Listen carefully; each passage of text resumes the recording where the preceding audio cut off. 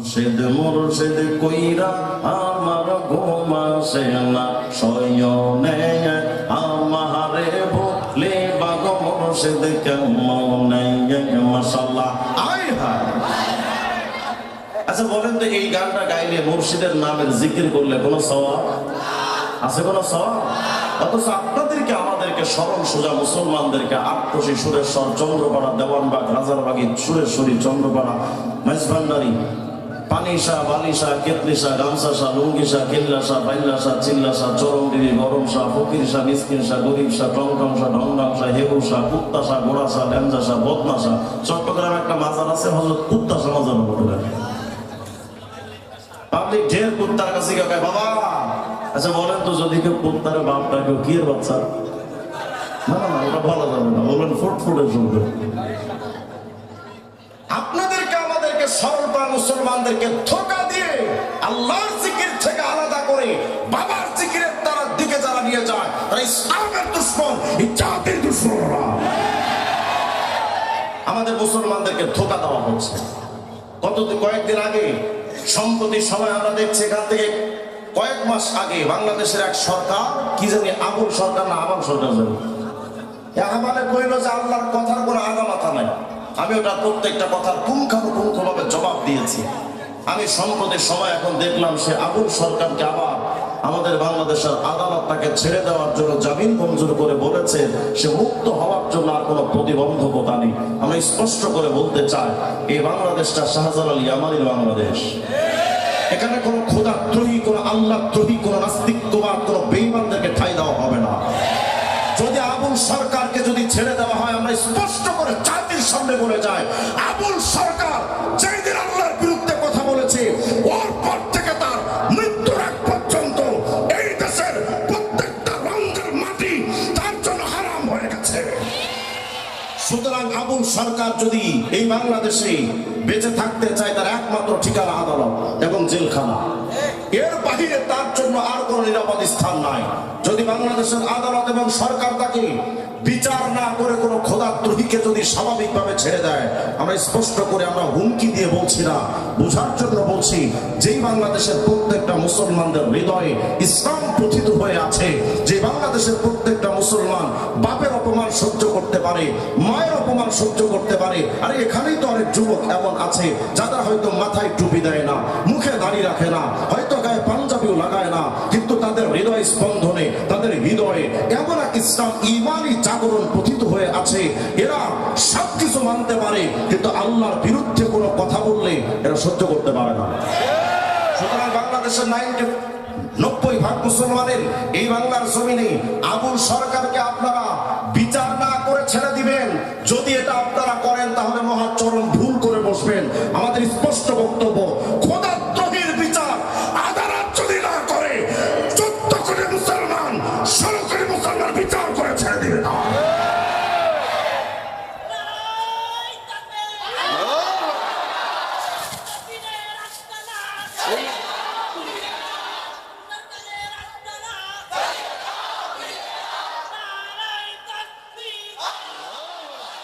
বাংলাদেশের আবুল সরকার ইসলামের বিরুদ্ধে কথা বললো, আল্লাহর বিরুদ্ধে, আমি তখন ভাবলাম যে বাউল মতবাদ দিয়ে আমাদের কিছু কাজ করা দরকার। বাউলদের 26টা বই সংগ্রহ করেছেন, বাউলদের লেখা, তাদের সব বই বাছাই করে আমি তাদের বই পড়ে একটা কিতাব লিখেছি, 220 পৃষ্ঠা, বাউল মতবাদ ও ইসলাম।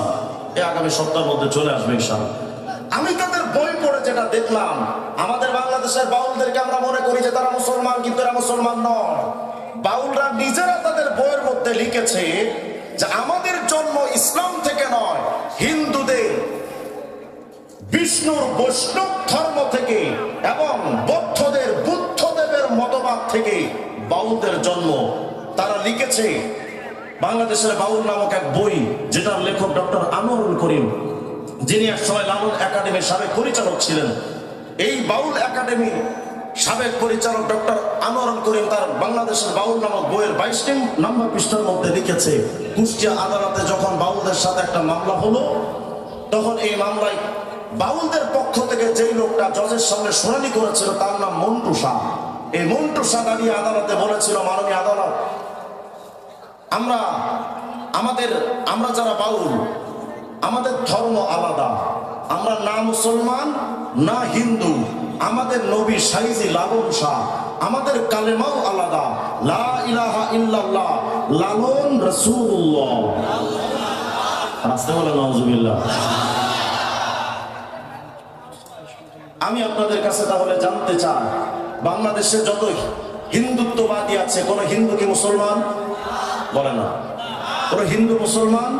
সেই হিন্দুদের থেকে তৈরি হওয়া, এমনকি আপনারা আরো জেনে আশ্চর্য হবেন, ইসকনের গোপন সিক্রেটলি যারা কাজ করে ইসকনের পক্ষ থেকে, সেই একটি শাখাই হলো এই বাউল মতবাদ। তারা তাদের বইয়ের মধ্যে লিখেছিল, আমার একটা বানানো কথা না, কারণ মিডিয়াতে যাবে পুরো বাংলাদেশ ছড়াবে। আমি ওপেন চ্যালেঞ্জ দিয়ে বলছি, বাংলাদেশের সকল বাউল তাদের মূল যোগসূত্র হলো হিন্দুত্ববাদী সংগঠন ইসকনের সাথে।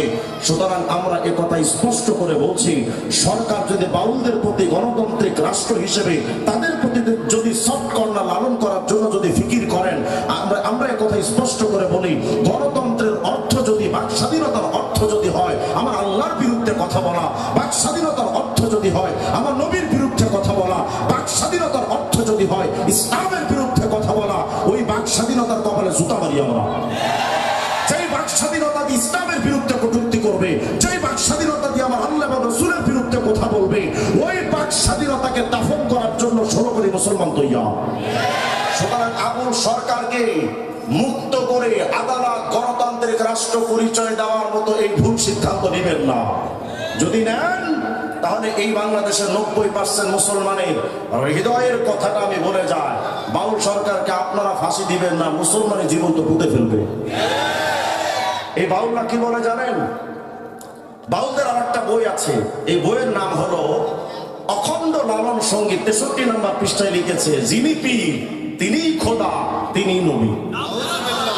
বলেন, এটা একটা লালনের একটা গান লিখেছে, যেই মোর্শেদ সেই তো রসুল, ইহাতে নাই কোনো ভুল, খোদাও সে হয়। বলেন, এই আকীদা যারা লালন করে যে পীরই খোদা পীরই নবী, এই আকীদা যারা লালন করে তারা মুসলমান হতে পারে?